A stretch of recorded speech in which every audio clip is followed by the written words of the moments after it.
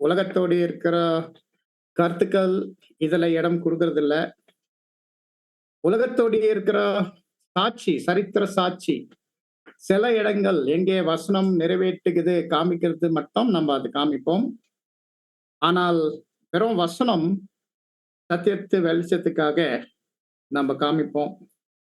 இதுல ஒரு பெரிய ஆபத்து என்ன இருக்குன்னா, நம்ம பார்க்கிறோம் ஜனங்கள் உபதேசங்கள் எப்படி நம்பிக்கிறாங்கன்னா, மற்ற நபர்கள், மற்ற போதகர் யார் அவங்க மேல நம்பிக்கை இருந்துச்சு, அவங்க சொன்ன வார்த்தைகள் கண்ண மூடினே நம்பிட்டாங்க.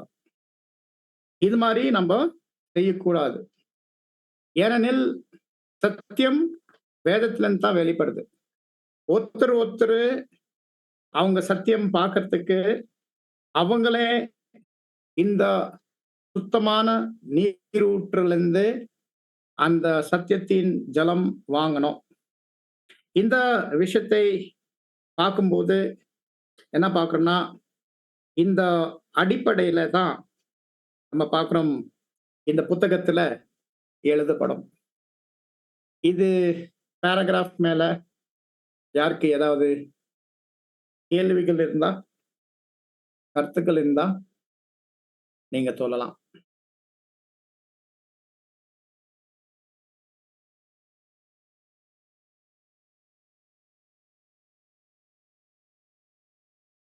அப்போஸ்தலர் 26:9 வாசிக்கலாம்.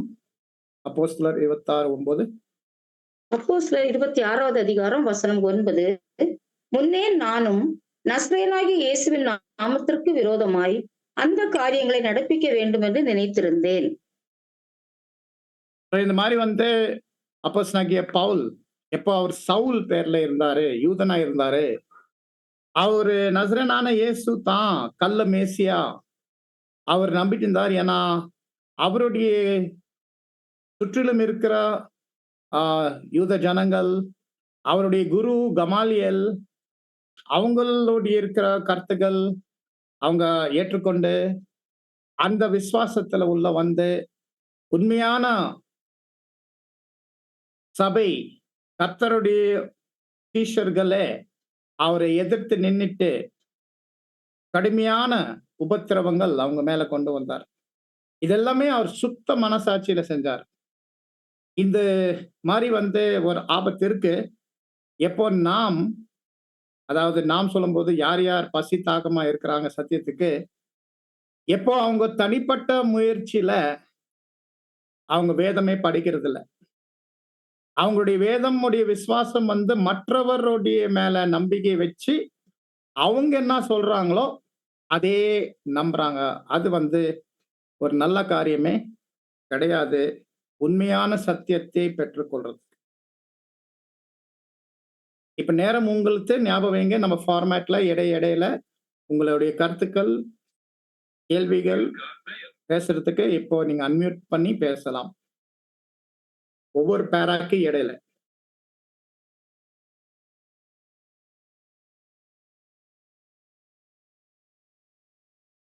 இது பேசிக்கா இருக்கிறதுனால நான் நினைக்கிறேன் அதிகமா யாரும் கருத்துக்கள் இல்ல. சரி சிஸ்டர், கண்டினியூ பண்ணுங்க. பக்கம் 5 ஃபர்ஸ்ட் பேராகிராஃப். சத்திய வேதத்தையும் அதிலுள்ள போதகங்களையும் மேலோட்டமாகவும் அவசரமாகவும் அறிய விரும்புகிறவர்களின் ஆராய்ச்சியை விட இப்புத்தகத்தில் விவரிக்கப்பட்டிருக்கும் முறை மிக எளிமையானது. ஏனெனில் நாம் அவசர உலகத்தில் வாழ்வதால் எந்த அளவுக்கு பாடங்களின் முக்கியத்துவத்தை சுருங்க சொல்லி புரிய வைக்க வேண்டுமோ அந்த அளவுக்கு இப்புத்தகத்தில் சுலபமாக காண்பிக்க முயற்சித்திருக்கிறோம். அவசர உலகத்துல நம்ம வாழ்வு கொண்டே இருக்க நிமித்தம் இந்த புத்தகத்துல ஆராய்ச்சி ரொம்ப சுருக்கமா சொல்லப்படுது. ஒவ்வொரு காரியத்தை புரிஞ்சுக்கிறதுக்கு ரொம்ப நேரம் தேவைப்படுது. ரொம்ப பக்கங்கள் படிக்கணும். அப்படி பண்ணாம முழு முயற்சி அது சுருக்கமா பண்றதுக்கு இங்க பிரதர் எழுதுறார். அடுத்து சின்ன தலைப்பு சிஸ்டர். பக்கம் 5 கடைசி பேராகிராஃப். ஆர்வமுள்ள மாணவர்களுக்கு நான் தரும் ஆலோசனை என்னவெனில், இதில் தரப்பட்டிருக்கும் தேவ திட்டத்தையும் அதில் அடங்கியுள்ள பலனையும் அடையும் பொருட்டு தரப்பட்டிருக்கும் வேத ஆதாரங்களை ஆழ்ந்து படித்து அது எவ்வாறு தேவ திட்டத்துடன் இசைவாய் உள்ளது எனவும் கண்டறிவது முக்கியம். மாறாக இப்புத்தகத்தை மேலோட்டமாக படித்து முடிப்பதால் எவ்வித பயனும் இல்லை. இப்புத்தகத்தை படிக்கும் பலதரப்பட்ட வாசகர்கள் இதில் முழுவதுமாக சொல்லப்பட்டிருக்கும் தெய்வீக திட்டங்கள் அடங்கிய சத்தியங்களை தெளிவாக புரிந்து கொள்ளும் வகையில் ஏற்ற மொழி நடையிலும் ஏற்ற ஒழுங்கிலும் தர எல்லா முயற்சியும் செய்துள்ளோம். எந்த ஒரு ஞானத்தையும் பெற்றுக்கொள்ள முழுமையான மற்றும் முறையான படிப்பு அவசியப்படுவது போல் தேவ வெளிப்பாடுகளை தெரிந்து கற்றுக்கொள்ள அதைவிட மேலான முறை அவசியமாகிறது. இப்புத்தக விஷயத்தில் அதை போல இருமடங்கு அவசியமாகிறது. ஏனெனில் இப்புத்தகம் தெய்வீக சத்தியங்களை வெளிப்படுத்துவதால் மற்ற புத்தகங்கள் எழுதப்பட்டதை விட வித்தியாசமான விதமாய் எழுதப்பட்டுள்ளது. மற்ற கிறிஸ்தவர்களால் புறக்கணிக்கப்பட்ட கிறிஸ்துவின் இரண்டாம் வருகை பழைய புதிய ஏற்பாடுகளில் சிஸ்டர் இங்க தரப்பட்டுள்ள ஒரு அடையாளங்கள் நிப்பாட்டிடலாம். சிஸ்டர் சிஸ்டர் இங்க நிப்பாட்டிடலாம். ஏன்னா இது ரொம்ப பெரிய பேராகிராஃப். ஓகே ஸோ இது பீஸ் பண்ணலாம். 2 பீஸ் பண்ணலாம். இது பெரிய பேராகிராஃப். இந்த இடத்துல வந்து நம்ம பார்க்கிறோம், அன்புக்குரிய சகோதரர் மற்றும் சகோதரிகளே. இங்கே சகோதரர் எழுதுறாரு, இந்த விஷயங்கள் வந்து நம்ம படிக்கும்போது அவசரமா படிச்சு கொஞ்சம் நேரம் கொடுத்துட்டு மேல் ஓட்டமா படிச்சா கண்டிப்பா எதுவுமே புரிஞ்சுக்கிறதுக்கு வாய்ப்பு இல்லை. இன்னொரு விஷயம் வந்து அவர் சொல்றாரு, இந்த இடத்துல வந்து காரியங்கள் வந்து ஒரு ஒழுங்கு இருக்கு, ஒரு ஆர்டர். அந்த ஆர்டர் வந்து நாம கடைபிடிக்கணும். ஒரு ஆர்டர், ஒரு ஒழுங்கின்படி இந்த காரியங்களை வெளிப்பட்டுட்டு இருக்குது, வைக்கப்பட்டுட்டு இருக்குது. இந்த விஷயம் வந்து நம்ம ஞாபகம் வைக்கணும். இது ஒரு தெய்வீக கொள்கை. எப்பவுமே ஒழுங்கு இருக்கணும் எல்லா விஷயத்துல. அதே மாதிரி தெய்வீக வெளிப்பாடு, தேவனுடைய தெய்வீக திட்டத்தின் வெளிப்பாடு, அதுக்கு சம்பந்தப்பட்ட உபதேசங்கள், போதனைகள் வெளிப்படும் போது கூட அது ஒரு குறிப்பிட்ட ஒழுங்குல, ஒரு ஆர்டர்ல அது வெளிப்படணும். அது மிகவும் அவசியம். அதாவது எது முதல், ஏதோ அடுத்து, ஏதோ அடுத்து அப்படி கொண்டு போகும்போது ஒரு குறிப்பிட்ட ஒழுங்கு மிகவும் அவசியமானது. இந்த விஷயத்தை நீங்க ஞாபகம் இருக்கும். அந்த ஒரு அடிப்படையான கிளாஸஸ் எடுக்கும்போது நாம ஒரு வசனம் பார்த்தோம். இந்த வசனம் வாசிக்கலாம். ஏசாயா 28ஆம் அதிகாரம் 10வது வசனம்.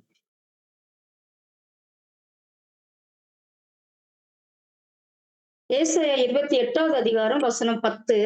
கற்பனையின் மேல் கற்பனையும் கற்பனையின் மேல் கற்பனையும் பிரமாணத்தின் மேல் பிரமாணமும் பிரமாணத்தின் மேல் பிரமாணமும் இங்கே கொஞ்சமும் அங்கே கொஞ்சமுமாம் என்கிறார்கள். இந்த வசனம் நம்ம எவ்வளவு தடவை நம்ம கேட்டுக்கிறோம் இல்லைங்களா? ஆனா இந்த வசனத்துல வந்து நம்ம என்ன பார்த்துக்கிறோம்? இந்த வசனத்துல வந்து ஒரு முக்கியமான வார்த்தை வந்து மேல், மேல், கற்பனை மேல் கற்பனையும், கற்பனையும் மேல் கற்பனையும், பிரமாணத்தின் மேல் பிரமாணமும். அப்ப அது என்ன அர்த்தம்னா, அந்த போதனை சரி, உபதேசம் சரி, அந்த வசனத்துடைய வரிசை சரி, எல்லால வந்து ஒரு ஒழுங்கு இருக்கு. எது முதல், எது அடுத்து, எது அடுத்து, அது மிகவும் மிகவும் முக்கியமான காரியமா இருக்குது. அந்த வகையில தெய்வீக வெளிப்பாடு கூட தாறுமாறு குழப்பமான விதத்துல அவசரமா சொல்றது அப்படி இல்ல. மாறாக அது ஒரு குறிப்பிட்ட ஒரு ஒழுங்குல அது வெளிப்படுது.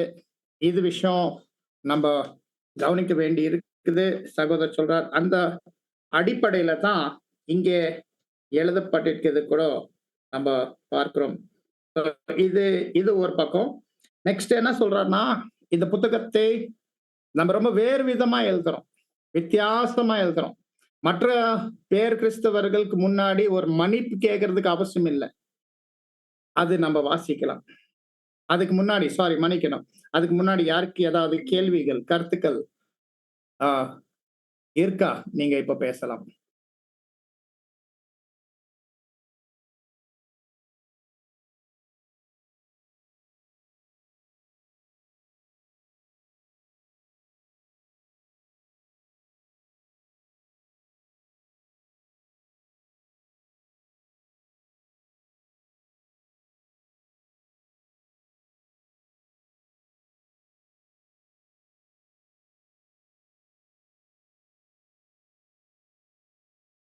இந்த ஒழுங்கு எவ்வளவு முக்கியமா இருக்கிறது கேட்டா, நீங்க ஞாபகம் இருக்கும்.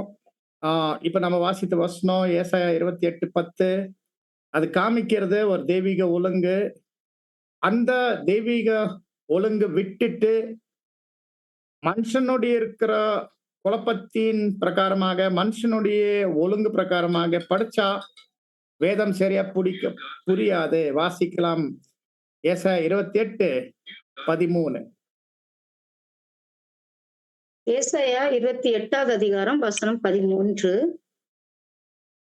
ஆதலால் அவர்கள் ஆதலால் அவர்கள் போய் பின்னிட்டு விழுந்து நொறுங்கும்படிக்கும் சிக்குண்டு பிடிபடும்படிக்கும் கர்த்தருடைய வார்த்தை அவர்களுக்கு கற்பனையின் மேல் கற்பனையும் கற்பனையின் மேல் கற்பனையும் பிரமாணத்தின் மேல் பிரமாணமும் பிரமாணத்தின் மேல் பிரமாணமும் இங்கே கொஞ்சமும் அங்கே கொஞ்சமுமாக இருக்கும். பாருங்க, இது வந்து முழு சுவிசேஷ யுக காலத்துல வேறு கிறிஸ்தவர்களுடைய இருக்கிற வேத படிப்பு எப்படி படிச்சுட்டாங்க, ஒழுங்கில்லாத தெய்வீக ஒழுங்கில்லாத படிக்கும்போது தவறான புரிதல் அவங்களுக்கு வெளிப்பட்டது. யாருக்கு ஏதாவது கேள்வி இருந்தா, சந்தேகம் இருந்தா, கூடுதலான கருத்து இருந்தா நீங்க பேசலாம்.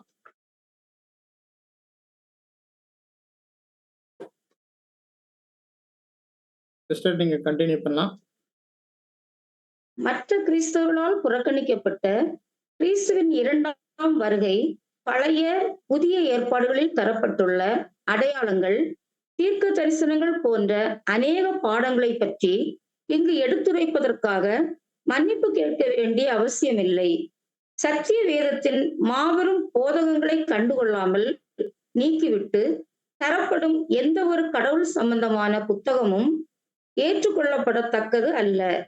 இருந்த போதிலும் நம்முடைய அறிவுக்கு ஏற்புடையதாகும் வகையில் ஏற்றுக்கொள்ளப்படும் எந்த முடிவும் நம்பத்தகுந்த சரித்திர உண்மைகளின் மூலம் ஆர்வமும் தெளிவும் பயபக்தியும் கலந்த தீர்க்க தரிசன மற்றும் வேத பகுதிகளின் ஆராய்ச்சிக்கும் வெறும் யூகங்களின் அடிப்படையில் தெய்வீக தீர்க்க தரிசனங்களை விளக்க முற்படும் கவர்ச்சியான போதகங்களுக்கும் உள்ள வேறுபாட்டை நன்கு உணர்ந்து கொள்ள வேண்டும் என்று நாம் விரும்புகிறோம்.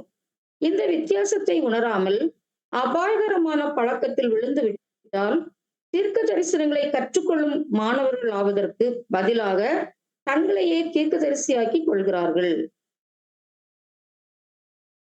இந்த இடத்துல வந்து பிரதர் ரசல் வந்து ஆரம்பிக்கிறார். அவர் சொல்றாரு, இந்த இருக்கிற புத்தகத்துல நாம பேச போகிற சில தலைப்புகள் ஏதோ பொதுவாக கிறிஸ்து சபைகள்ல பேச மாட்டாங்க. விசேஷமாய் கர்த்தருடைய இரண்டாம் வருகை குறித்து, பழைய ஏற்பாடு புதிய ஏற்பாடோடு இருக்கிற அடையாள பாஷையின் காரியங்கள் குறித்து, இதுக்கெல்லாம் நாம மணி கேட்கறதுக்கு அவசியமே இல்லை.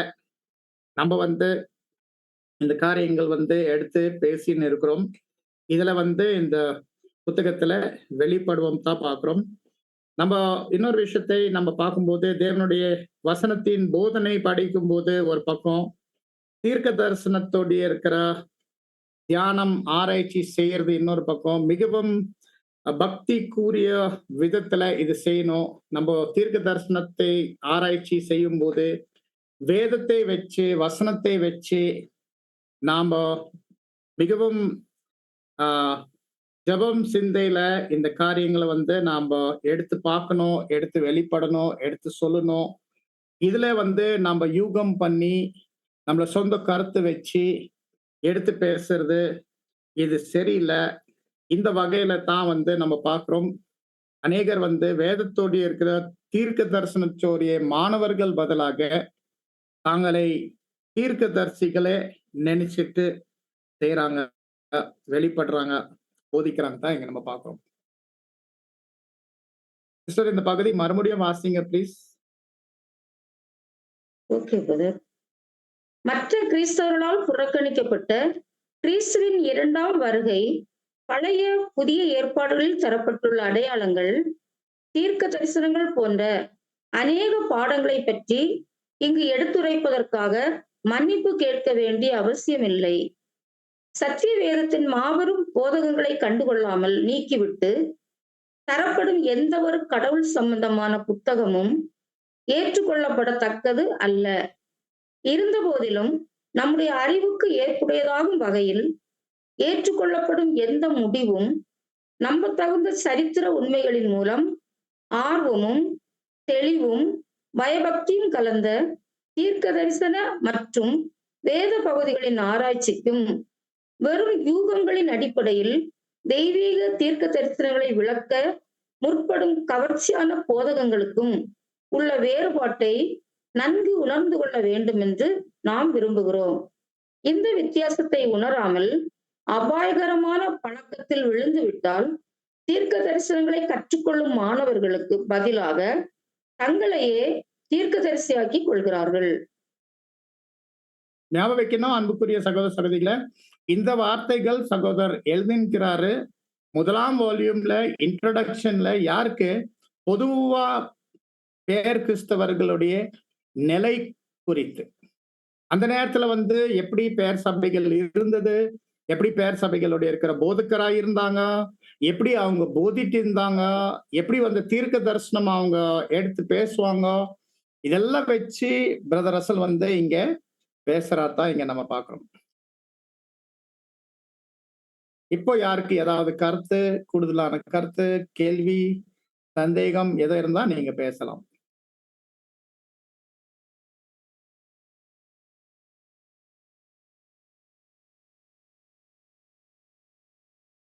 அன்மியூட் பண்றதுக்கு யாருக்கு ஏதோ கஷ்டம் இல்லை இல்லைங்களா?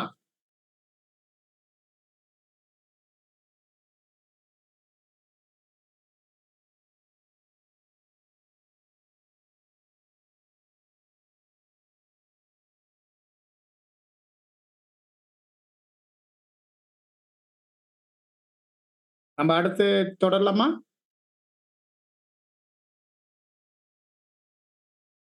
சரி, கண்டினியூ பண்ணுங்க. பக்கம் 6 கடைசி பேராகிராஃப். தேவதூதரும் உற்று பார்க்க ஆசையாயிருக்கிற 1 பேதுரு 1வது அதிகாரம் வசனம் 12. தெய்வீக திட்டங்களை உணர்ந்து கொள்ள பயபக்தியான படிப்பை தவிர சிறப்பான உன்னதமான முறை வேறு ஒன்றும் இல்லை. தேவனுடைய பிள்ளைகளில் சிலர் மத்தேயு 5ஆம் அதிகாரத்தில் உள்ளவற்றை மாத்திரம் படித்தால் ஒருவனுக்கு இரட்சிப்பு கிடைக்கும் என அறியாமையில் கூறுகிறவர்களுக்கு தேவ ஞானமான அவர்களை சீர்பொருந்துவதற்காக எதிர்கால, தற்கால, கடந்த காலங்களை விளக்கும் தீர்க்க தரிசனங்களை யெகோவா தேவன் ஏற்கனவே தம்முடைய வேதத்தில் தந்துள்ளார். மாறாக எதிர்காலம் சம்பந்தமாக நம்முடைய ஆவலை திருப்திப்படுத்தும் வகையில் தீர்க்க தரிசனங்கள் தரப்பட்டுள்ளது என்று நாம் எண்ணக்கூடாது. மாறாக தேவனோடு உடன்படிக்கை செய்த ஒவ்வொரு தேவனுடைய பிள்ளையும் பிதாவின் திட்டத்தோடு ஒருங்கிணையவும் அத்திட்டத்தில் தம்முடைய ஆர்வத்தையும் அனுதாபத்தையும் சேர்த்து கொள்வதுடன் தேவனுடைய பார்வையில் தற்கால எதிர்கால விஷயங்களை பார்க்கும் நோக்கத்தில் அவைகள் தரப்பட்டுள்ளன. இவ்விதமாக கர்த்தருடைய வேலையில் ஆர்வம் உள்ளவர்கள் வேலைக்காரனை போல ஊழியம் செய்யாமல் குமாரனை போலும் சுதந்திரவாளியை போலும் வாஞ்சையோடும் முழு அறிவின்படியும் ஊழியம் செய்வார்கள். இவ்விதமாக கர்த்தருடைய ஊழியம் செய்ய வெளிப்படுத்தப்பட்டிருக்க தற்கால நடைமுறை எதிர்மாறாக செயல்பட்டு வருகிறது. ஜாக்கிரதையாக தேவனுடைய வார்த்தைகளை படித்தல் பலத்தையும் பரிசுத்தமாகுதலையும் தருமே தவிர தீமையை விளைவிக்காது. தேவனுடைய வேதத்துல எவ்வளோ தேவன் வச்சிருக்கிறார் அவருடைய தெய்வீக திட்டத்தை குறித்து. கடந்த காலம், நிகழ்காலம், வரக்காலம், இதெல்லாம் பார்க்கும்போது கண்டிப்பா இது என்ன சொல்லுதுன்னா, ஒவ்வொரு மாணவருக்குன்னா, அவங்க வேதம் மேல தியானம் வைக்கணும். அவங்க வேதத்தை படிக்கணும். அவங்க வேதத்தை தியானம் பண்ணணும்.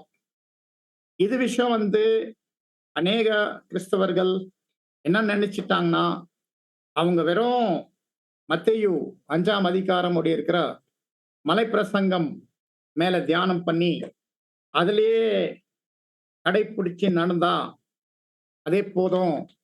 நெறைய நேரம், நெறைய பலம் வேதத்தை படிக்கிறதுக்கு முயற்சி பண்றதுக்கு அவசியம் இல்ல. இது ஒரு மிகப்பெரிய தவறு. ஏனென்றால், தேவன் வந்து அவருடைய வேதத்துல ஒரு வெளிப்பாடு வச்சிருக்கிறார். அந்த வெளிப்பாடு வந்து நம்ம பார்க்கிறோம். அந்த வேதத்தை தியானம் பண்ணும்போது அது வெளிப்படுது. இந்த இருக்கிற வெளிப்பாடு ஆ ஒருத்தர் வாங்கும்போது அவங்களுக்கு புரியும். இது எவ்வளவு பெரிய ஸ்லாக்கியம் அவங்க வாங்கியிருக்கிறாங்க. அந்த ஸ்லாக்கியத்துல வந்து அவங்க வெறும் ஒரு ஊழியக்காரன் மாத்திரமல்ல, ஒரு சுதந்திராளி.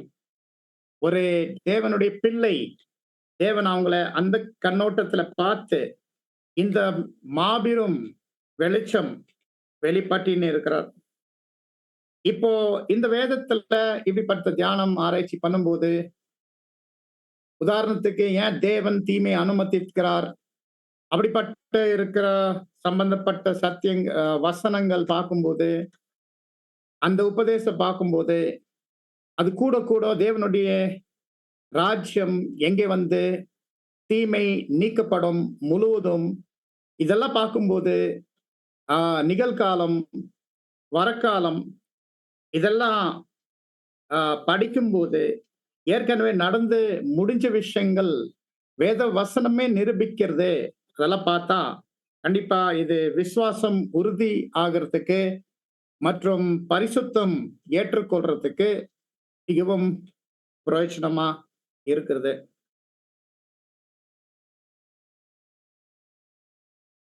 இந்த பேராகிராஃப் மேல யார்கிட்ட கருத்துக்கள், கேள்விகள், கூடுதலான கருத்துக்கள் நீங்க பேசலாம். இதான் இன்ட்ரோடக்டரி கமெண்ட்ஸ் கரெக்ட்டா அது அவ்வளோ அவ்வளோ பெரிய அ குழப்பம் குடுக்குற விஷயம் இல்ல.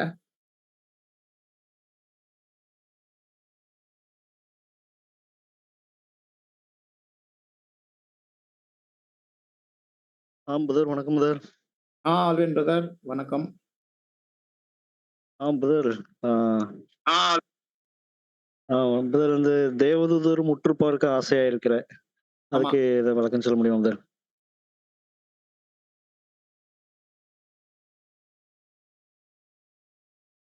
தேவதூத்த உற்று பார்க்கிற ஆசையா இருக்கு. அந்த காரியத்தை பார்க்கும்போது, இது ஒரு வசனம் ஏதோ ஒரு பரலோக பார்வை நம்மளுக்கு கொடுக்குது. பொதுவாக வந்து நம்மளுக்கு பரலோக பார்வை கிடைக்கிற வசனங்கள் ரொம்ப கம்மி. இந்த இந்த வசனத்தை பார்க்கும்போது நம்மளுக்கு தெரியுது, தேவதூதர்கள் தேவன் ஒரு இந்த பூமி சிருஷ்டிக்கிறதுக்கு முன்னே அவர் வந்து அந்த தேவதூதர்கள் அவர் படைத்து, அந்த தேவதூதர்கள் வந்து தேவன் பயன்படுத்திட்டார் இந்த பூமி சிருஷ்டிக்கும்போது. ஆதாம் ஏவாள் சிருஷ்டிக்கும்போது, அதுக்கு மட்டும் இல்ல, வீழ்ச்சிக்கு பிற்பாடு இந்த உலகத்துல நடந்து கொண்டு இருக்கிற 1ஆம், 2ஆம் உலகத்துடைய தீமையின் அனுமதி காலம் எல்லாமே தேவன் வந்து தேவதூதர்களை பயன்படுத்தியிருக்கிறார். சோ அந்த நடந்து போயிட்டு இருக்கிறது தேவனுடைய தெய்வீக திட்டத்தை இந்த வசனத்துல இருந்து நம்ம என்ன தெரிஞ்சுக்கிறோம்னா, தேவன் பெரிய அளவுக்கு தேவதூதர்கள் கூட அவர் வெளிப்படவே இல்ல. எப்படி அவருடைய திட்டத்தை நடக்க போகுது, பெரிய அளவுக்கு அவங்களுக்கு இந்த வசனத்தின்படி பார்த்தா அவங்களுக்கு வெளிப்படவே இல்ல. ஏதோ தற்காலிகமா நடக்குது.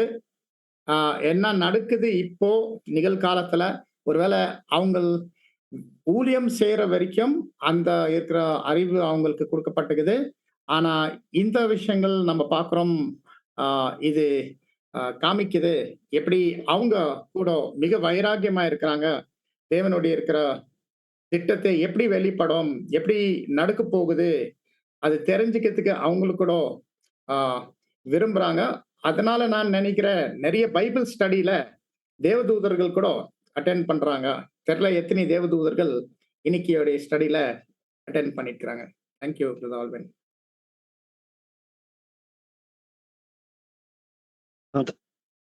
தேங்க்யூ. வேற பிரதர்ஸ், சிஸ்டர்ஸ் நீங்க பேசலாம். கிராஸ் கமெண்ட் பேசலாம்.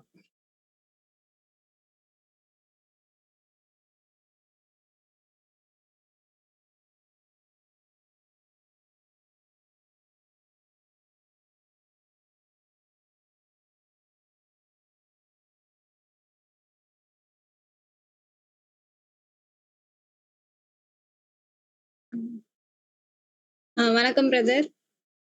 வணக்கம் சிஸ்டர். கடைசியில ஜாக்கிரதையாக தேவனுடைய வார்த்தைகளை படித்தல் பலத்தையும் பரிசுத்தமாகுதலையும் தருமே தவிர தீமையை விளைவிக்காது.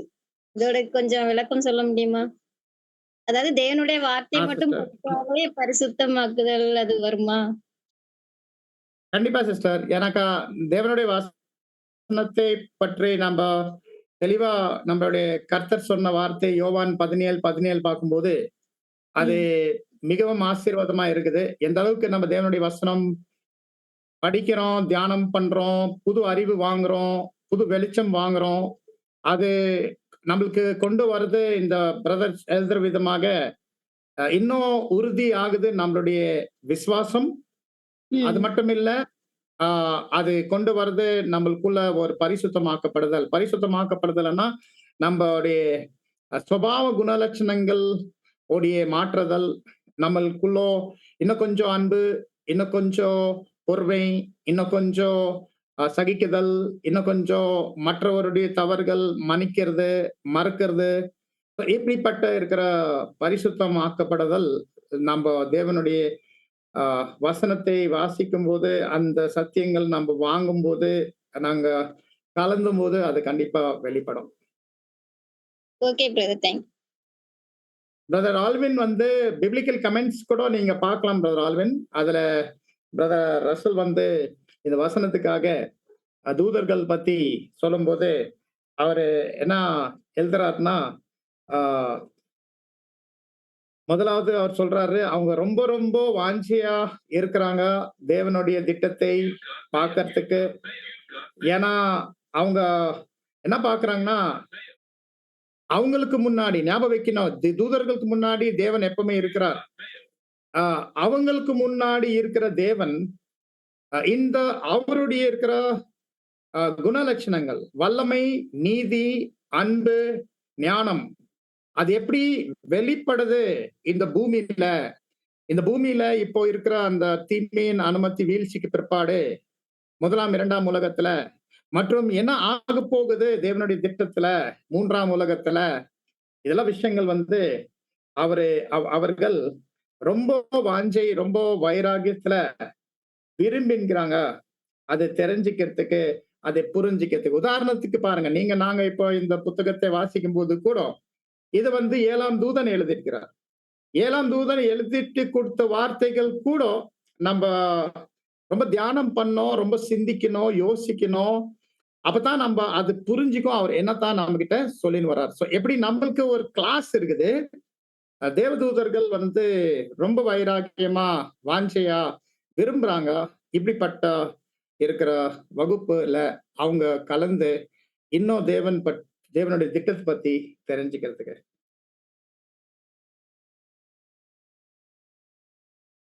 வணக்கம் பிரதர். அனிராஜ், ஒரு கேள்வி பிரதர். பிரதர். அதாவது பிரதர், இவ்விதமாக கர்த்தருடைய வேலையில் ஆர்வம் உள்ளவர்கள் வேலைக்காரனைப் போல ஊழியம் செய்யாமல் குமாரனைப் போலவும் சுதந்திரவாளியைப் போலவும் வாஞ்சையோடும் முழு அறிவின்படியும் ஊழியம் செய்வார்கள். இது விளக்கம் சொல்லலாம் பிரதர். இது வந்து விஷயத்தை வந்து என்ன காமிக்கிறது, என்ன சொல்றது நம்ம பார்க்கணும்னா, பொதுவா தேவனுடைய இருக்கிற திட்டத்துல முன்ன தேவனுடைய ஜனங்கள் இருந்தாங்க, மாம்சிக இஸ்ரவேல். மாம்சிக இஸ்ரவேல் ஜனங்கள் கண்டிப்பா தேவனுடைய ஆசீர்வாதம் அவங்க மேல இருந்தது. ஆனா நம்ம வேதத்துல பார்க்கும்போது பார்க்கிறோம். ஆபிரகாம்ல இருந்து முதல் கொண்டு யோவான் ஸ்நானகன் வரைக்கும் அந்த வழியாய் வர மோசே எல்லாம் அவங்க வேலைக்காரருடைய வீட்டார், ஊழியக்காரங்களுடைய வீட்டார், ஹவுஸ் ஆஃப் சர்வன்ட்ஸ். அப்ப அவங்களுக்கு தேவன் எந்த அளவுக்கு அவருடைய திட்டத்தை வெளிப்படுத்திட்டார் நம்ம பார்க்கும்போது நம்மளுக்கு தெளிவா புரியுது ஒரு பெரிய வித்தியாசம். இப்போ நமக்கு மற்றும் அப்போ அவங்களுக்கு. So இதுல ஏன் நம்மளுக்கு இவ்வளோ ஆழமா இந்த விஷயங்களை வெளிப்படணும்? இன்னொரு விஷயம் நம்ம புரிஞ்சுக்கணும், ஒரு புது ஏற்பாடே எழுதப்பட்டது நம்மளுக்காக இந்த யுகம் ஆரம்பம் போது. So ஏன் இவ்வளோ எல்லாம் நம்மளுக்கு கொடுக்கப்பட்டதுன்னா, ஏன்னா நம்ம பார்க்கிறோம் தேவ திட்டத்துல இந்த யுகத்துல தேவன் தேர்ந்தெடுக்கிறார் ஒரு வீடு, அது குமாரருடைய வீட்டார், ஹவுஸ் ஆஃப் சன்ஸ். அந்த வகையில நாம கண்டிப்பா வாஞ்சையில தேவனுடைய ஊழியம் பண்ணும்போது நம்ம ஊழியக்காரங்கள் பேர்ல தெரிஞ்சுக்கிறதுக்கு ரொம்ப சந்தோஷம். ஆனா வேதம் சொல்லுது நீங்க ஊழியக்காரங்கள் மாத்திரமல்ல, நீங்க சுதந்திரவாளி, heirs. நீங்க குமாரரா இருக்கிறீங்க. So இந்த விஷயத்தை வேதத்துல படிக்கும்போது ஒரு அதிர்ச்சி கூட வரலாம். ஒரு ரொம்ப பயம் கூட வரலாம். நம்ம தகுதி இல்ல. ஆனா இது இந்த மாதிரி வார்த்தைகள், இந்த மாதிரி வாக்குத்தத்தங்கள் நம்மளுக்குள்ள போகும்போது அது நம்மள மாற்றி வைக்கிறது. இந்த இந்த வகையில பிரதர் ரசல் சொல்றாரு, இந்த மாதிரி வசனத்தை படிக்கும்போது இந்த அளவுக்கு தேவன் தீர்க்க தரிசனம் வழியாய் நமக்கு சொல்லி தராரு. ஏன்னா ஒரு தீர்க்க தரிசனம் தோற்கும்போது நம்ம ஞாபகம் வைக்கணும், ஒரு தீர்க்க தரிசனம் தோற்கும்போது அது இங்கே கொஞ்சமும் அங்கே கொஞ்சமும், இங்கே கொஞ்சமும் அங்கே கொஞ்சமும் அந்த இருக்கிற வசனங்கள் பார்க்கும்போது, ஏன்னா அவரே அவைகளுக்கு சீட்டு போட்டார். வசனத்துல சொல்லுது ஏசாயா 34:17. அந்த செதறிக்கப்பட்ட வசனங்கள் எப்படி நாம கூடின்கிறோம், ஒரு ஒரு தீர்க்க தரிசனத்துடைய வெளிப்பாடு சொல்லுது. இது முழுக்க முழுக்க தேவனுடைய பரிசுத்த ஆவி மூலமாய் தான் நடக்கும். மற்றும் இது காமிக்கிறது தேவனுடைய ஆசீர்வாதம் நம்ம மேல, ஆதரவு நம்ம மேல. இது குமாரர்களுக்கு நம்ம இருக்கிறதுனால அவர் இந்த அளவுக்கு அவர் நம்மளுக்கு வெளிப்படுறார். இது அந்த விஷயத்துல இருக்குது Kaniraj brother. Thank you brother. Brother Suresh பேசுறேன் பிரதர், தூத்துக்குடி. சுரேஷ் பிரதர் சொல்லுங்க பிரதர்.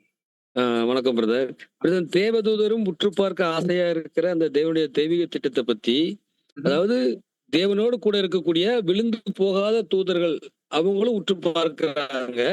ஆனா விழுந்து போன தூதர்கள் அதாவது தேவனுடைய அந்த திட்டங்களை, அந்த பாடங்களை கற்றுக்கொள்ளக்கூடிய அந்த சகோதர சகோதரிகள் கூடுகின்ற அந்த இடத்துலயும் விழுந்து போன தூதர்களும் அங்க இருக்காங்க அப்படின்னு சொல்லி நம்ம படிக்கிறோம் பிரதர். அது எப்படி பிரதர், கொஞ்சம் விளக்கம் சொல்லுங்களா பிரதர்? அந்த அந்த கண்ணோட்டத்தை நம்ம கிட்ட இல்ல, அந்த பார்வை பார்க்கறதுக்கு. பட் நம்ம நம்புறோம் விழுந்து போன தூதர்கள் சாத்தானுடைய ஊழியம் பண்றாங்க, தேவனுடைய தூதர்கள் தேவனுடைய ஊழியங்கள் பண்றாங்க. ஒரு பக்கம் தேவனுடைய இருக்கிற தூதர்கள் இந்த சுவிசேஷ யுகத்தோட இருக்கிற பரிசுத்வான்களுக்கு அவங்களுடைய ஊழியம் நடக்குது. இன்னொரு பக்கம் எதிர்த்து ஊழியம் நடக்குது. நம்ம பார்க்கிறோம் சாத்தான் பக்கத்துல இருந்து அவர் பயன்படுத்துறார் விழுந்து போன தூதர்கள். ஆனா ஒரு விஷயம் நம்ம தெளிவா புரிஞ்சுக்கணும், விழுந்து போற தூதர்கள் வந்தாலும் கூட இருந்தாலும் கூட இருக்கிறாங்க, உறுதி இல்லைன்ட்டு இல்ல, தேவனுடைய அனுமதியில தான் இருக்கும். ஆனா அவங்க இந்த இருக்கிற சத்தியங்கள், இந்த வசனம் எதை நம்ம பார்த்துருக்கிறோம் இப்போ முதல் பேதுரு 1:12, இது விழுந்து போன தூதர்களுக்கு இசைவா வசனம் இல்லை.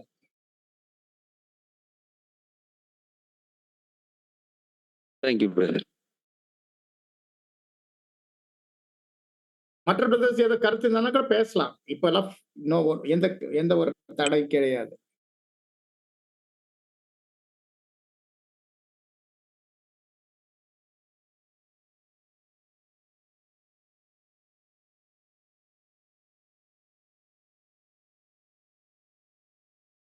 நம்ம ஞாபகம் வைக்கணும். இன்னொரு விஷயம், தேவதூதருக்கு கூட வாஞ்சையா உற்ற அந்த அந்த திட்டத்துக்குள்ள உற்ற பார்த்துறதுக்கு வாஞ்சை வைராகியமா இருந்தது. இந்த விஷயம் நம்ம சிந்திக்கும் போது ஒரு விஷயம் ஞாபகம் வைக்கணும். கர்த்தராகிய இயேசு கிறிஸ்து அவர் ஜெயம் கொள்றதுக்கு வரைக்கும், அதாவது அவர் அவர் சிலுவை மரணம் முடிக்கிற வரைக்கும் தேவன் அவருக்கு அநேக விஷயங்கள் அவருக்கு இன்னும் வெளிப்படல. அவருடைய 2ஆம் வருகை குறித்து விஷயங்கள், அந்த நேரம், அந்த நாள் நீங்க ஞாபகம் இருக்கும். தேவதூதர்கள் தெரியாது, குமாரன் கூட தெரியாது, அது பிதா தான் தெரியும். ஸோ இந்த மாதிரி வசனங்கள்ல இருந்து நம்ம புரிஞ்சுக்கிறோம். இந்த அறிவு, தேவனுடைய திட்டத்தின் அறிவு படிப்படியா தான் தேவன் வெளிப்படுறார்.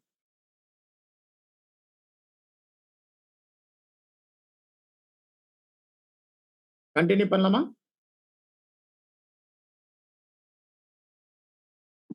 Okay brother. சரி. பக்கம் 7 ஃபர்ஸ்ட் பேராகிராஃப்.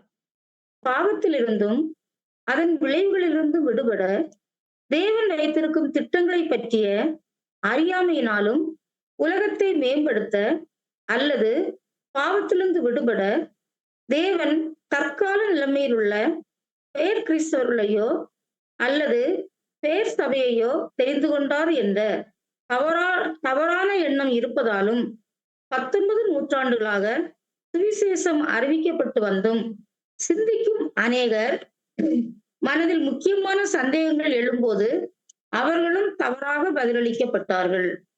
அப்படிப்பட்ட சந்தேகங்களை நிவர்த்தி செய்ய சத்தியத்துக்கு குறைவான யாதொன்றினாலும் முடியாது.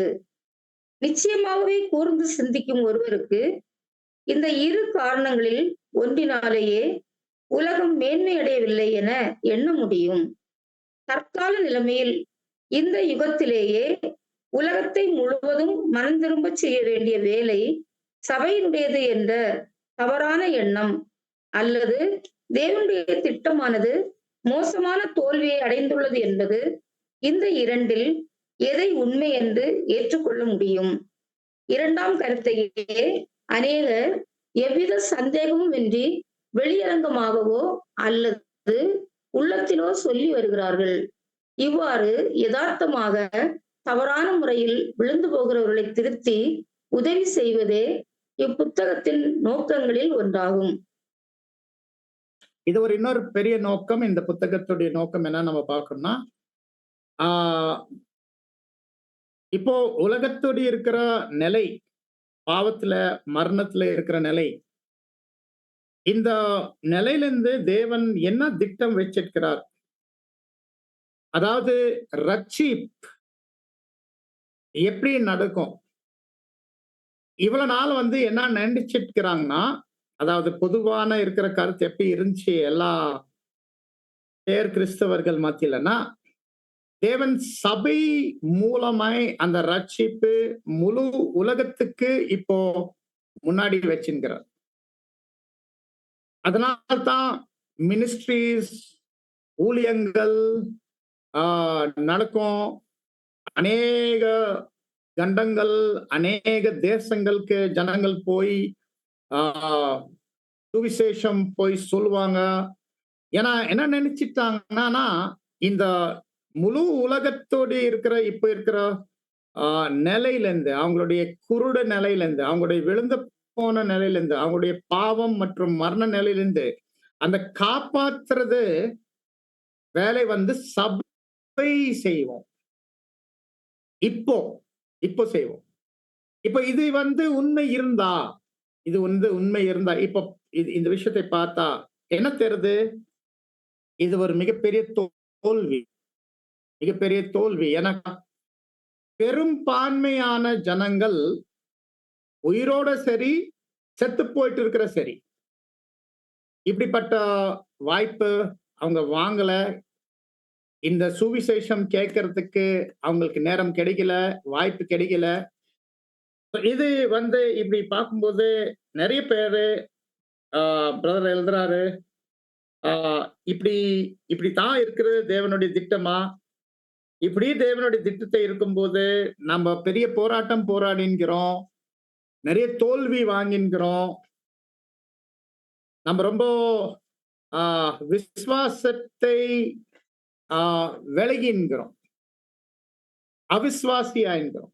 அப்படிப்பட்டவர்கள் யார் வந்து இந்த விஷயத்தை குறித்து சிந்திச்சு யோசித்து அவங்க ரொம்ப குழப்பம்ல போயிட்டு இருக்காங்க, அவங்களுக்காகத்தான் இந்த புத்தகம் எழுதப்பட்டுக்குது பிரதர் சொல்றார்.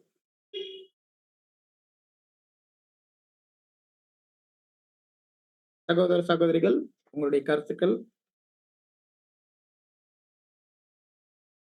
இன்னொரு பொதுவான கேள்வி பிரதர். கனிராஜ் பிரதர். அதாவது இந்த புத்தகம் வந்து இப்போ அடியேன் கிடைக்கலன்னா வைங்களேன், இந்த புத்தகம் வந்து நமக்கு கிடைக்கலன்னா இதே மாதிரி அந்த போதகர்கள் மாதிரி நம்ம கண் குருடாக்கப்பட்டு மத்தவங்களுக்கு சுவிசேஷத்தை அறிவிக்கிறது தலையாகி கடமை அப்படின்னு சொல்லி அந்த அப்படிதான் நம்ம அப்படிதான் பண்ணிக்கிட்டு இருந்திருப்போம். ஆனா இந்த வெளிச்சம், அதாவது 7ஆம் தூதருடைய வெளிச்சம் கிடைக்கலன்னா நாங்க அந்த நிலைமையில தான் இருக்கக்கூடிய சூழ்நிலை இருக்கும். ஆனா அது எப்படி பிரதர் எங்களுக்கு அந்த கிருபையா எப்படி கிடைச்சது? அதான் ஒரு விளக்க சொல்லணும். இப்போ வந்து பிரதர் வந்து எழுதின்கிறார் வந்து நம்ம பார்க்கிறோம். பொதுவா எல்லா கிறிஸ்தவர்கள் மத்தியில எப்படிப்பட்ட அறிவு, எப்படிப்பட்ட நம்பிக்கை இருந்தது, விசேஷமாய் வந்து இந்த உலகத்தின் நிலை, பாவம், மரணம் நிலை, என்ன திட்டம் தேவன் வச்சிருக்கிறாரு, அந்த திட்டம் எப்படின்னா புரிஞ்சுட்டாங்கன்னா அந்த திட்டத்துல வந்து சபை கிட்ட தான் இருக்குது அந்த வாய்ப்பு உலகத்துல ஜனங்கள் ரட்சிப்புக்குள்ள கொண்டு வரதுக்கு. அது எப்படின்னா அந்த வசனத்தை எடுத்து போய் பேசுறது. இது வந்து தான் அந்த நிலை இருந்தது இருக்கிறாங்க. ஆனா நீங்க சொல்ற மாதிரி நாம வந்து உண்மையான கிறிஸ்தவர்கள், தேவன் தான் நம்மள தகுதி நினைச்சிட்டு நம்மளை அழைப்பு கொடுத்திருக்கிறார். சோ அந்த அழைப்புதல் நம்ம கிடைக்கிறதுனால நீங்க தெரியும், அந்த அழைப்புதல் மூலமாய் நம்மளுக்கு கிடைச்சிக்கிறது முதலாவது ஆவியின் அச்சாரத்தை. அதுக்கு பின்பு நம்மளுக்கு உடன்படிக்கை பண்ணும்போது நம்ம வந்து தேவன் கிட்ட அர்ப்பணி பண்ணும்போது ஒரு ஆவினால் ஜனப்பித்தல் வழியாய் புது சிருஷ்டி ஆயிட்டுக்கிறோம், ஒரு புதிய சிந்தை வாங்கிட்டுக்கிறோம், ஒரு பரலோக சிந்தை வாங்கிட்டோம். அந்த சிந்தையில இப்போ நம்ம வந்து தேவனோடு இருக்கிற தெய்வீக திட்டத்தை மிக விவரமா பிரகாசமா நம்ம பார்த்துக்கிறோம். இது நம்மளுடைய ஸ்லாக்கியம், நம்மளுடைய பாக்கியம். தேவன் நம்மளை கூப்பிட்டுக்கிறார். இது தேவன் யார் வேணும் கூப்பிட்டுக்கலாம், ஆனா தேவன் நம்மளை கூப்பிட்டுக்கிறார். அது மிகப்பெரிய பாக்கியம், ஸ்லாக்கியமா இருக்கிறது. கர்த்தராகிய இயேசு கிறிஸ்து உடைய பின்பற்றவர் இந்த சுவிசேஷ யுக காலத்துல வந்து ஒரு நிஜமான பாவ நிவாரண நாள்ல வந்து நாங்களே ஒரு பாவ காணிக்கை ஆகிறதுக்கு இதெல்லாம் ஆழமான விதத்துல சத்தியம் பார்க்கும்போது இது அப்படி விஷயம் இருக்குது. ஆனா இந்த வாய்ப்பு நிமித்தம் நாங்க இப்ப அந்த விஷயத்தை புரிஞ்சுக்கிறோம், அவ்வளவு புரிஞ்சிருக்கிறோம், அவ்வளவு தேவன் வெளிப்பட்டிருக்கிறார் வெளிச்சம். ஆனா எப்பவுமே ஞாபகம் வைக்கணும், நீங்க சொல்ற மாதிரி நம்ம இந்த வாய்ப்பு கிடைச்சிக்கலன்னா நம்ம அங்கதான் இருந்திருக்கோம். எங்கே நம்ம யோசிச்சிருக்கோம் பிரதர் எழுதுற மாதிரி ரட்சிப்புடைய வழி சபை மூலமாய் அநேகர் ரட்சிக்கப்படாத ஜனங்கள் இருக்கிறாங்க உலகத்துல. அவங்க எல்லாம் நாம ரட்சிப்புக்குள்ள கொண்டு வரணும், ஏன்னா இது நம்மளுடைய பொறுப்பு. இந்த மாதிரி இருக்கிற யோசனையில நம்ம இருந்திருக்கோம்.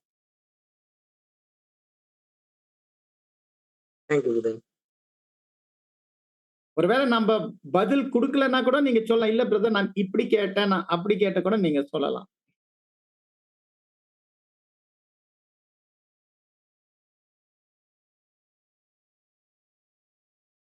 வேற சகோதர சகோதரிகளுக்கு ஏதாவது கருத்து, கேள்வி, சந்தேகம், மாற்று கருத்து?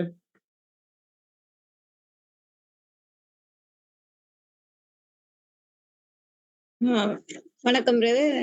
தேவனுடைய திட்டமானது மோசமான தோல்வி அடைந்துள்ளது என்பத கருத்தை வந்து நிறைய பேர் ஏத்துட்டு இருக்காங்க. இத வந்து நம்ம எப்படி புரிஞ்சுக்கலாம்? தேவனுடைய திட்டத்தை தேவனுடைய திட்டம் வந்து மோசமான தோல்வி அடைந்துள்ளதுன்னு நம்மளுக்கு எழுதியிருக்காங்க. இது வந்து நம்ம எப்படி எடுத்துக்கலாம்?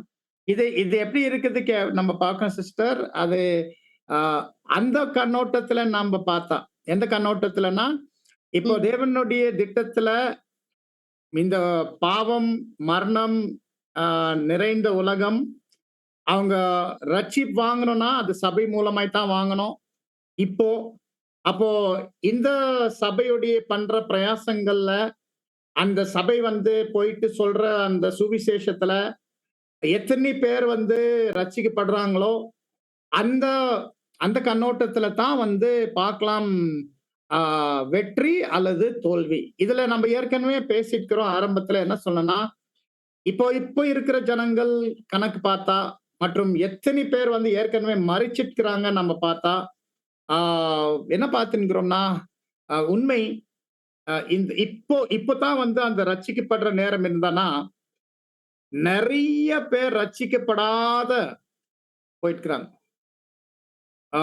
உயிரோட இருக்கிற ஜனங்கள் ரட்சிக்கப்படாத இருக்கிறாங்க, செத்து போயிட்டு ஜனங்களை இந்த கண்ணோட்டத்துல இந்த மாதிரி இப்படி தேவனுடைய திட்டம் நாம நினைச்சிட்டு இருந்தானா அப்போ மிகப்பெரிய தோல்வி தான் இந்த திட்டத்தை போயின்கிறது. அந்த மாதிரி பிரதர் எழுதுறார்.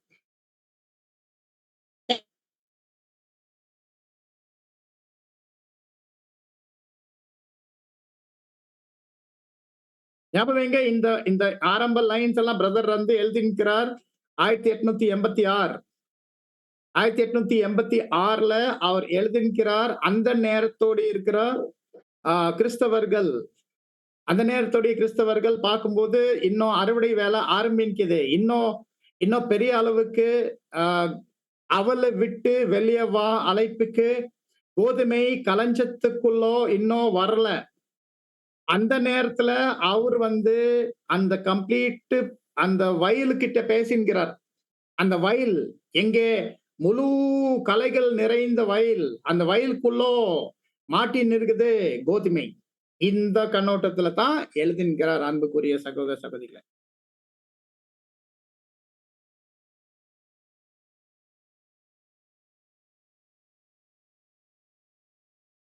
கண்டினியூ பண்ணலாமா?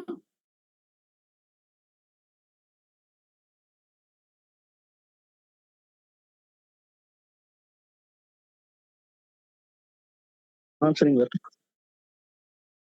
சிஸ்டர் கண்டினியூ பண்ணுங்க. பக்கம் 8 ஃபர்ஸ்ட் பேராகிராஃப். லண்டன் மிஷனரி சங்கத்தாராலும் பின்பு ஐக்கிய அமெரிக்க மாகாணங்களில் உள்ள பிரஸ்பெட்டேரியன் மிஷனரி மாதர் கூட்டத்தாராலும் வெளியிடப்பட்ட ஒரு புள்ளி விவரம் அடுத்த பக்கத்தில் தரப்பட்டுள்ளது. அது வெளிநாட்டு மிஷனரிகளுக்கான மௌன வேண்டுகோள் என அழைக்கப்பட்டுள்ளது. நாம் ரட்சிக்கப்படும்படிக்கு வானத்தின் கீழங்கும் தரப்பட்ட ஒரே நாமத்தை பற்றி அறியாமல் இருளிலும் அறியாமையிலும் இருக்கிறவர்களின் எண்ணிக்கை பற்றிய விவரம் கவலை அளிக்கிறதா இருக்கிறது. இது ஆக்சுவலி ஒரு நம்ம பார்க்கிறோம் ஒரு சார்ட் ஏதோ அந்த நேரத்துல 1886ல அந்த சார்ட்ல மதம் வகுப்பாருடைய இருக்கிற எண்ணிக்கை எவ்வளோ இருந்தாங்க அந்த விஷயத்தை குறித்து ஒரு இன்ஃபர்மேஷன் அது வருது ஒரு குறிப்பிட்ட இடத்துல லண்டன் மிஷனரி சொசைட்டில இருந்து.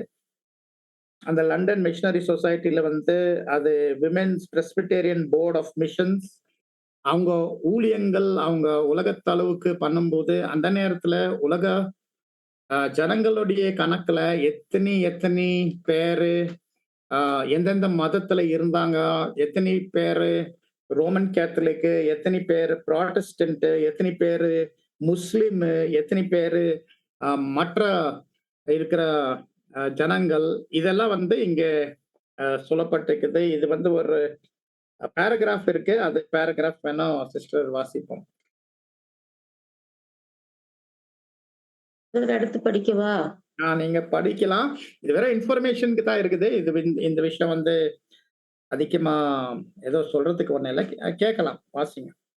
சிகாகோ பட்டணத்தின் YMCA சங்கத்தாரின் தி வாட்ச்மேன் என்ற பத்திரிகை மேற்சொன்ன விவரம் பற்றி கீழ்கண்டவாறு தெரிவிக்கிறது. உலக ஜனங்களின் ஆவிக்குரிய நிலைமையை பற்றி சிலருடைய கருத்துக்கள் தெளிவற்றதும் உறுதியற்றதுமாய் இருக்கிறது.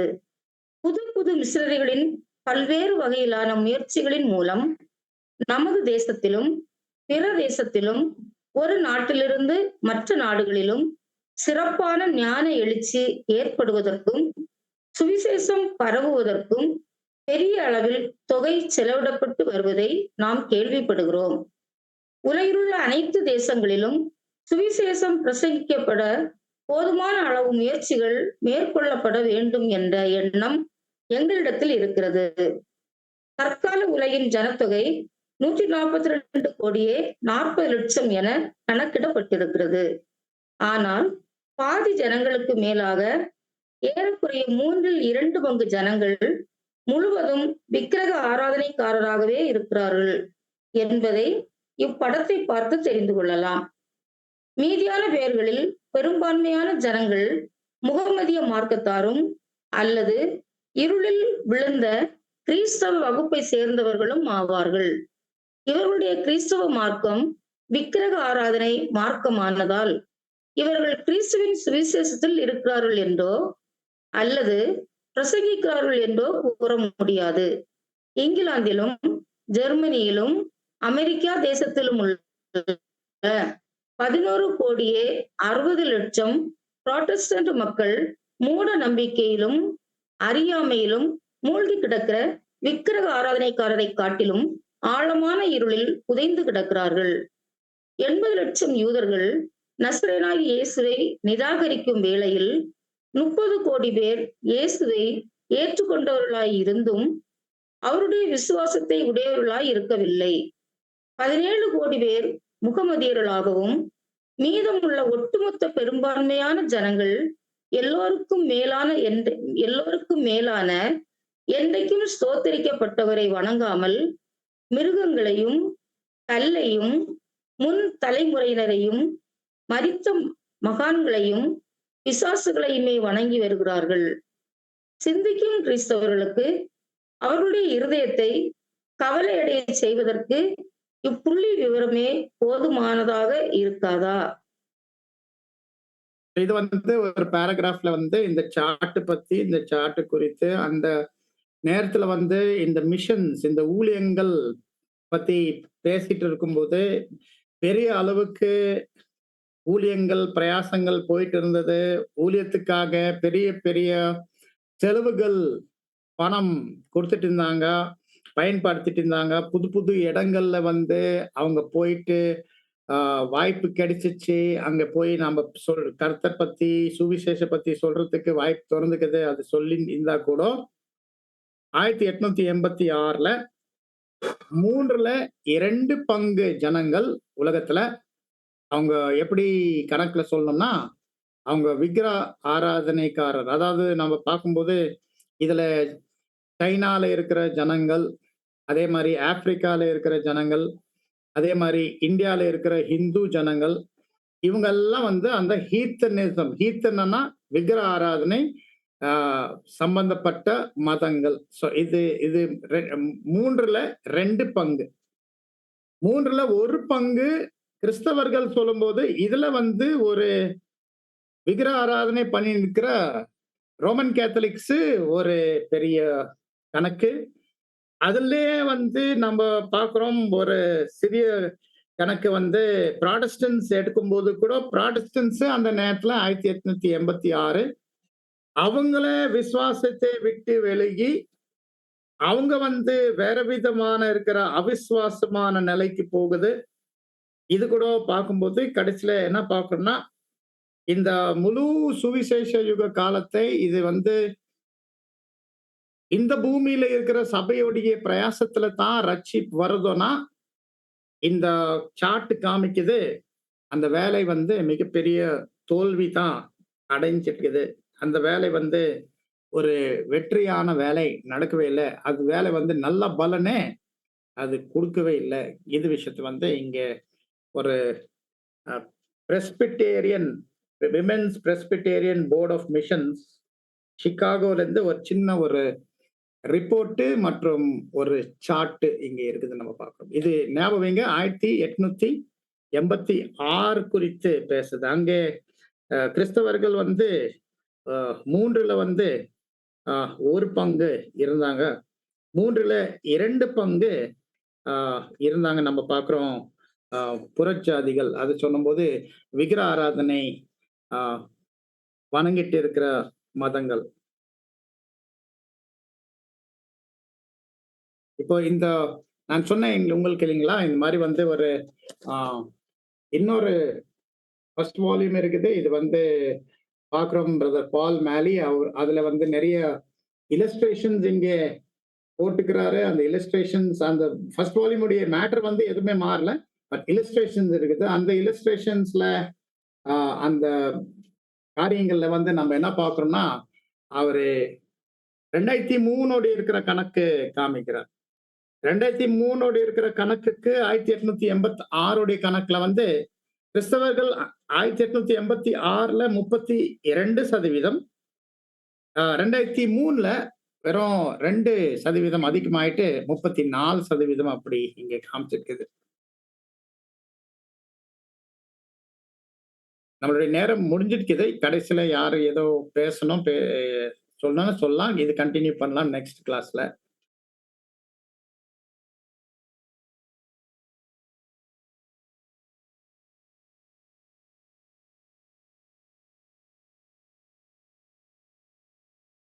யாருக்கு ஏதாவது கருத்து இருக்கா?